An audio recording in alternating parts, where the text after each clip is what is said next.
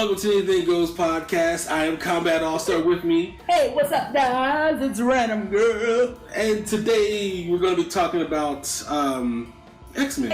X-Men Apocalypse. Yeah, we saw X-Men Apocalypse last night, actually. Yeah, we decided to check it out. And it was on demand. And it's funny because it was one of those movies that everybody hated. So I feel like nobody would go see it. Yeah, which I don't know why, though. Yeah. I think people just have such a high standard for superhero movies that if it's not great, then it's automatically horrible. And I don't get it with this one. It was a good movie, I thought. Yeah, so. Did people like Amazing Spider-Man? Did they like those movies? I think so. I think some people liked them and some people like hated them, but it didn't do bad in the box office. You know, like X-Men bombed. Like it bombed. Yeah, it was really bad. It was like not as bad as Fantastic Four, but it did bomb pretty good. So yeah. Oh, okay. But yeah, I thought it was good. I mean, all the visual effects were pretty cool. I don't think they were overused. I like the characters. I really like Quicksilver in there. He was pretty good. Yeah. You want to say something? Oh, no, I'm just letting you talk. Okay. First of all, let's spice up this conversation a little bit. It sounds a little dry. Cut me off. I'm sorry. If you know Random Girl, you know I always cut him off. That's just what I do. Yeah. So, it's something you should be used to. Yeah. Sorry, Kombat. I'll try. What you gotta say? I forgot. You can't take the stage and then give it back to me after you're done giggling. No, I said what I needed to say and I left it alone. Said, let's change it up. Let's do something different. No, I just said add more energy to it, you know. All right. So, like I was saying before, yeah, okay. Like Quicksilver, I like him a lot because with the Flash, he's like a responsible dude, and he goes around and he cases the room and makes sure everything's good to go. He's a thinker and he makes sure he doesn't make any mistakes, and that's what makes him an awesome hero. But Quicksilver isn't that. He's like immature, so he like make faces when people are kissing or drink somebody's energy drink or do something weird while he's like in slow motion. So that was really cool to see him like it was almost exactly like what they did in the second X-Men movie, the second Days of Future Past or something. I don't know, but yeah. It was that he was awesome. I thought it was cool. I liked Nightcrawler. I liked everything about the movie. I can't really think of. I mean, there were of course tweaks from the original characters to the movies, but I mean, it's an adaptation. It is what it is. But I thought it was a solid movie. I can't think of anything that was weird or bad. Can you? Yeah, I was trying to think of some that you noticed last night we were watching. You said the Phoenix thing was just what they changed like way years ago. Yeah, so I was talking about the adaptation. Yeah. Well, yeah, and little things like that. I don't know a lot of their origin, so I'm just looking at the movie fresh for what it was, and it was pretty good. I liked it a lot. You know, when I first heard about it and I saw the preview, I was like, oh, I don't know if I'll like it or whatever. And then Apocalypse, his first initial costume, it sucked. I was like, dude, he looks like a Power Ranger. Yeah, it looks like Ivan Ooze. Yeah, and it just looked weird and cartoony. And then we saw it again last night. I was like, oh, he looked different. So it's pretty cool. I liked the movie. It was good. And the thing too, they showed up without like the post production. People don't understand. Post production is like 90% of I want to say most movies in the past 20 years. And when they showed the early shot of him, he probably is in a purple suit, and he probably did look like Ivan Ooze. But then they went to post, they cleaned him up, they made him blue, and he looked awesome. Finished. So yeah, I mean, I liked Apocalypse. I didn't think. We watched it really late, so I'm trying to remember. Yeah. While I was watching it last night, I was like, oh man, this is really good. I was like tuned into my seat. But we watched it late. It was like 11, 12. Is it the last thing you saw when you went to bed? You should remember it now. No, that's how I am. If it's late, it's not going to be the first thing that you remember. It's funny, like for me, if I watched it late, I remember it fresh in the morning. I can't. For me, it's the morning because it's bright and early and I'm waking up. I'm like, bing! But if it's nighttime and I'm sleepy, then my head forgets it. See, I'll even have dreams about it. I'll be like, oh, I had a dream about that scene. Like, I have weird dreams. It sticks with me. Yeah. So, but yeah, I thought it was great. The one thing I didn't like, as far as story wise, is that Professor X lost his hair. I was waiting to see him go bald. Why couldn't he just cut his hair and just man up and use Cerebro? But no, he had to be this whole dramatic thing on why he lost his hair, which is kind of ridiculous. So I don't know. That was the only thing I didn't like, but everything else I thought it was fine. And that's not even that big a deal. Mm-hmm. Yeah. So you got a bald head. You lost your hair the same way. No, I didn't. Yeah, someone was trying to possess my body, and then electric came out of nowhere and made me bald. So that's why I always wear a bald head, people. Yeah, but not always. On the time the cats have a little bit of hair. Oh, okay. Well, anyway. So it's allowed to grow back a little bit, but not all the way. Then it falls off. Okay. Just kidding. But yeah, the movie was good. The story was good. The actors were good. And you know what's funny? I kept hearing that Jennifer Lawrence didn't care about the movie, and she acted like humdrum, like it came across the screen that she didn't care. I didn't get that at all either. Yeah. I thought it was okay. I mean, I don't know. Maybe my standards were a little. I don't know, but I thought it was okay. You know, the focal point wasn't really on her. It was more so the team. So I feel like she didn't have to, you know, do any extra bits or anything like that. She did a good job. Yeah, I thought she did okay. I mean, like, I didn't think she stood out, but I thought everybody did okay. I don't think that she needed to. I mean, her role was more of, I can't remember the title right now, but it was when they went back to the 60s, right? Yeah. So she did a heck of a good job there. But I feel like in this one, she didn't really need to do much. So yeah, I don't think she really needed to be there at all. I feel like if you took her away, it wouldn't have changed anything. Yeah, she wanted to help find Eric and bring him back. I mean, you could have anybody show up and maybe the person that everyone looks up to. Yeah, you know what I was thinking? Poor Eric. Poor Eric. I feel like I relate to him. Whenever he tries to find a moment, that someone takes it away from him. Yeah, they found out he was like in Poland, right? Yeah, Poland. And then they found out that he had a husband. Not a husband. They found out he had powers because he like helped somebody at the steel mill he was working at. Saved his life, yeah. And then they took his daughter, and then it was like, what are you doing? You must have powers. And then they found out about him, and they were like, it was all bad. Are you Magneto? Yeah, that whole chaos happened and all that, and the wife and the daughter accidentally died, and then that's what made it evil again. But anyway, what did I do wrong actually? Oh, the two things that she said was weird about the two. I was gonna say Blair Witch Project, but that's not her name. Scarlet Witch. Scarlet Witch. She said there was two.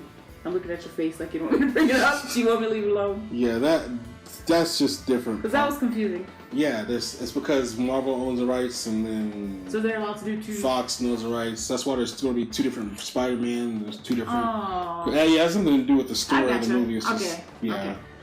So yeah, I mean, and I mean, I guess there could have been a lot of things that one thing I kind of wish they would have left out is the whole Phoenix thing, because like we all know if you listen to the comics that let me listen to the comics. If you read the comics, or even watch the old X-Men cartoon from back in the day.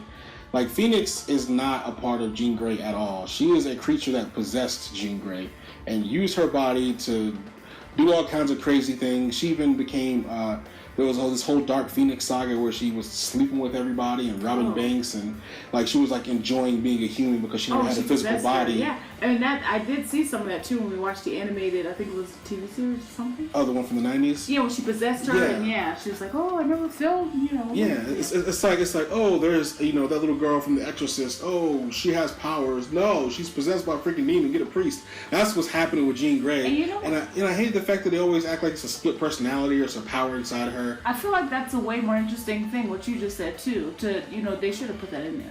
Yeah, and I remember somebody brought up the argument, if you want to do the Phoenix Saga, you got to do like at least a 3-movie lead up. I was just going to say that. Why'd you hit me? I'm sorry. I was just going to say that. I didn't know if you were going to agree with me. That's why I kept it in my head. But I was like, because it's so involved and because it's so good, I feel like it could be its own movie. Because you got to talk about the Shi'ar Empire. You got to talk about Scott Summers and his dad, how he's a space pirate. You got to talk about, like, because you can't just, because I mean, as you guys, okay, I'll try to sum it up a little bit. So basically, there's a Scott Summers dad. He lived on Earth, and then their mom died, so he left and became a space pirate, and now he's like a bounty hunter / pirate, and he's going to try to steal this crystal called the Emkron crystal. He meets Scott for the first time, and then tells him about his brother Alex, who he didn't even know he had a brother.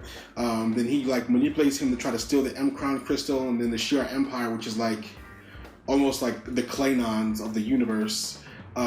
They're sworn to protect the crystal, so it's this whole thing where it gets really involved about the Emkron crystal, and the princess's brother is evil and wants the Emkron crystal to wield its power and everything. And alrighty, I'm turning into something. Wait, I'm not done. Let me sum it up. And then Professor X falls in love with her. Blah blah. It's really really involved, and then it gets to the Phoenix, who is the protector of the Emkron crystal, and makes the deal with the brother to not guard the crystal. I don't know how he talks her out of it, but she leaves because she wants to experience other things, and then she possesses Jean and all that. So that's how that happens. So basically, long story short, as Combat put it, it's very involved. Yeah, so you need at least like a 3-movie lead up, and that would be kind of cool to see.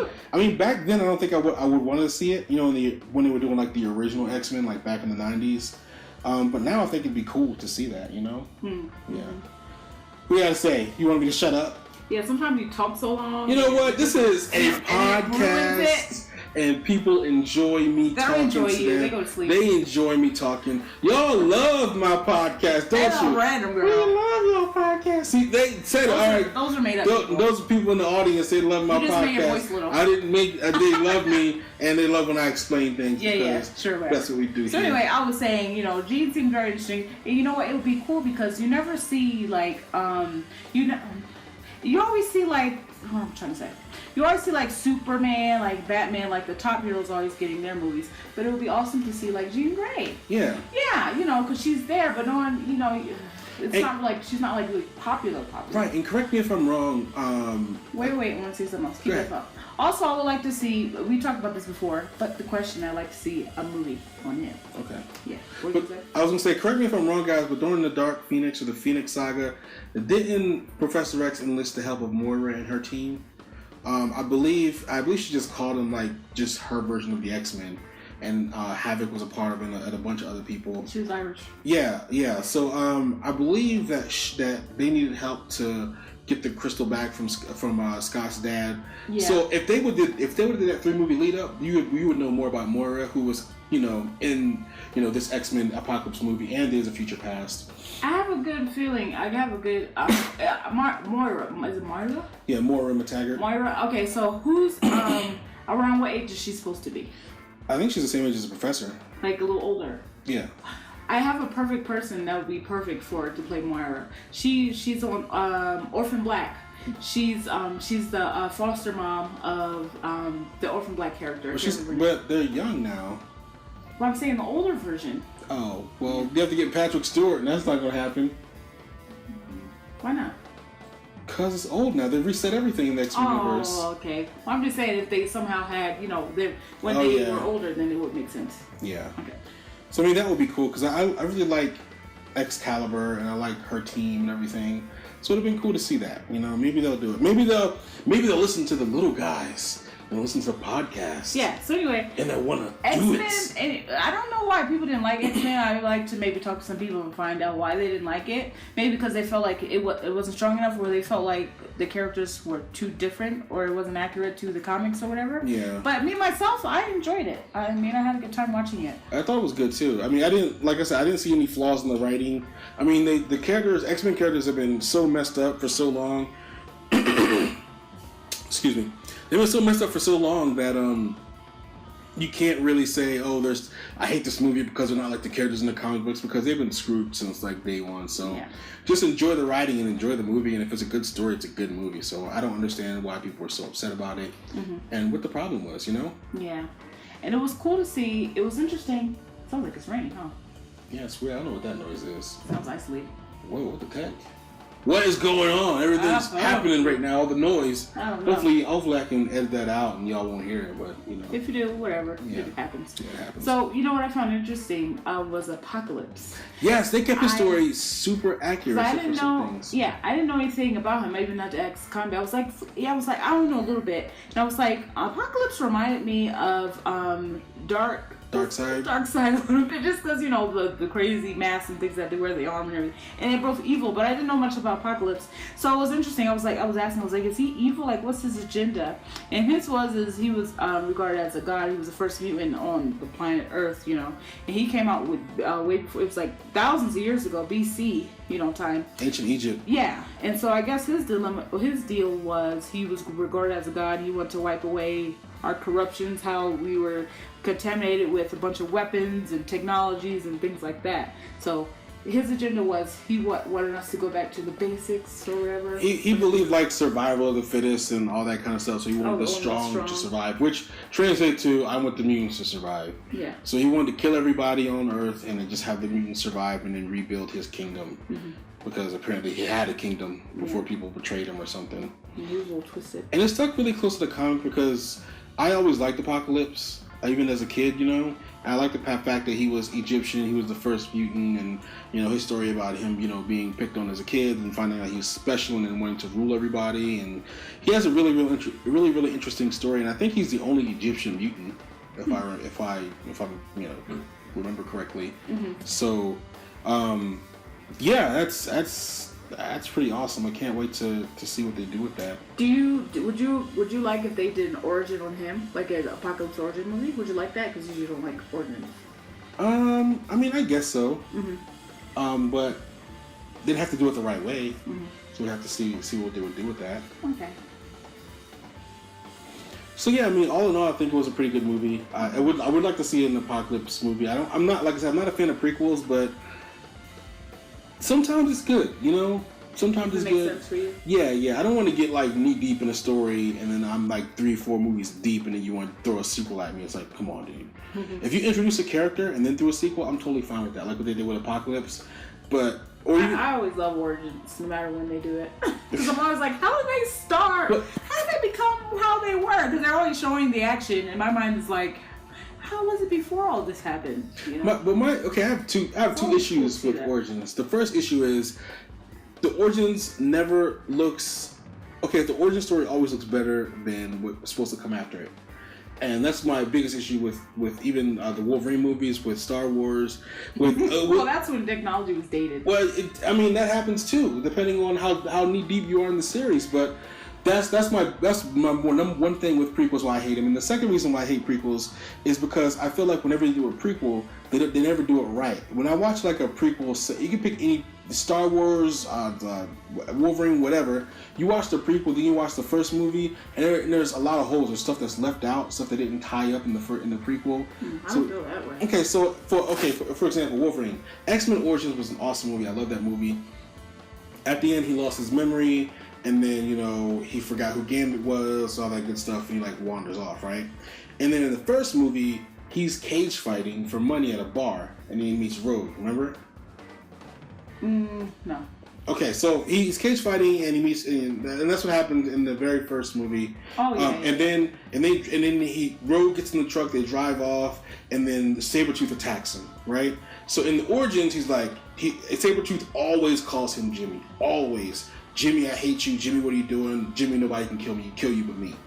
And then in the first X-Men, it's like Sabretooth doesn't even know who he is. He doesn't even acknowledge him as his brother. He doesn't call him Jimmy at all. It's like his memory was erased or something. Their relationship, that dynamic isn't there. Oh. And it's like, if they would explain that in the prequel, why the dynamic is no longer there, maybe he like, you're dead to me, brother, and you know, something.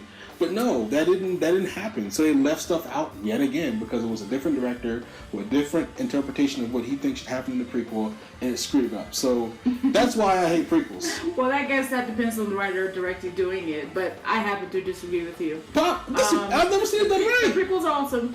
I'll give you an example. Lord of the Rings, and then they did the prequel of, you know, my brain shatters me right now, but there was a lot of prequels for that. And it all made sense and there were no holes. Okay, so those stories come from novels, from books. Okay, comic books, they're always adaptations. It doesn't make any sense because a comic book is like 24 pages and freaking Tolkien's book is like 1,000 pages, yet they can get that more accurate to the book and keep to the source material than with comic book movies. If there was a comic book director or writer or whatever, or a team that would stick to the comic books and do the real origins, not an interpretation or a director's vision of it, then okay, it would have no holes in it. But that's an example of them respecting Tolkien and wanting to stick to his work, and there you go. Okay, well, you know, you have your directors and writers, and I have my good prequels that I saw, and so I'm sticking to it. But that's only one. Name another example. I can't remember the rest. Because there are none. No, I've seen a lot. That's just one example. There are none. There are more. What else was I going to say? Oh, I would like to see a Joker prequel. Just find out how he became so crazy. But he doesn't have an origin.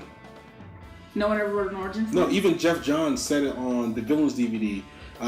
That's a great movie, by the way. If you guys like documentaries and comics, check it out. I think it's called Villains or something or other. Maybe like I'll talk to Jeff Johns one day. I'll put the link in the description.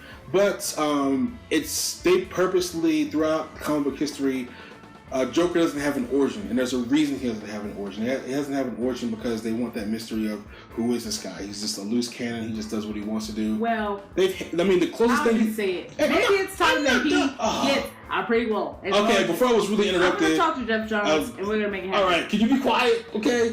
So the closest he's ever gotten to an actual origin is the story. What was it? Gosh, man, you talking jabber on and cut me off. You just like to talk. Because I'm making points here. I'm making points too. No, you're not. I'm making points like a pencil. Gosh, man. All right, what was it called? It was, I can't remember the story for the life of me because freaking Random Girl cut me off. That's right. But he kind of had an origins in a story where I want to say the Dark Knight, but he was part of the Red Hood gang. He was tricked and everything, and he was trying to make ends meet for his girlfriend. Then he got dumped in the contaminated thing. So that's the closest thing he's ever had to an origin. I will find out what that story is called. Mm-hmm. The Killing Joke. Oh my gosh, how could I not know that? Yeah. So in the Killing Joke was the closest thing he's ever had to an origin, and that was like years after the character was made. So. I mean, like decades after the character was made. So that's the closest thing he's ever had to an origin, and they never officially said that was his origin. So I mean, I think it's fine that he doesn't have one. I bet I wouldn't want to see a prequel or a Joker origin. We don't care what you want. What you want? I bet people want to see a prequel. No, if you want to see a prequel, let me know in the description below. Tell me. You better agree with me. I bet in 10, 15 years they're gonna come up with a prequel. It's gonna be awesome. It's gonna be. And they're gonna ruin. It's gonna be record box office. DC, and you'll be first one in line. And you'll be like, oh, I'm sorry. DC's not gonna let that happen. They're not gonna let that happen. Look, listen to me, people. He's gonna look. Oh, I'm sorry, Random Girl. You was right. It was a good movie. And I'm gonna say, I told you, prequels were good all along. Okay, and then she'll wake up from that dream, and then we'll have another podcast. It's gonna happen, prequels. So anyway, what did you guys think about X-Men? This is like a hindsight video. Like in hindsight, this movie wasn't so bad. And I talked to a lot of people that actually whose voices like that? Yours. And I talked to a lot of people that actually didn't go see the movie because of the preview. So I mean that says the strength. I talked to people like at my day job, and they were like, "Oh, I never saw that movie because of prequel, because the reviews were so bad." So I mean, they kind of shocked. I hate freaking critics, man. They're awful. But well, that's why you gotta take a chance and see it yourself. Oh wait, and buy it on demand. But movies are so expensive these days; it's hard to kind of take a chance on something. Is. But yeah, I mean, if you guys saw it, what did you guys think? If you haven't seen it, I mean, it's cheap on demand. Go pick it up. Yeah, it's only a couple dollars, and it'll be worth your while, I think. So, as always, like, subscribe, share. Like, subscribe, comment. Go check out that prequel. And until next time, y'all. Peace. There ain't no prequels. So long. Shut up.